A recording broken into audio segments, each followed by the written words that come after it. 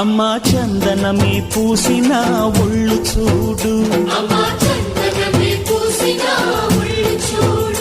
అమ్మా పున్నమి పుట్టిల్లు ఆ కళ్ళు చూడు, అమ్మా ముక్కోటి మెరుపులా మోము చూడు, అమ్మమ్మ ముగ్గురమ్మల మూల పుటమ్మ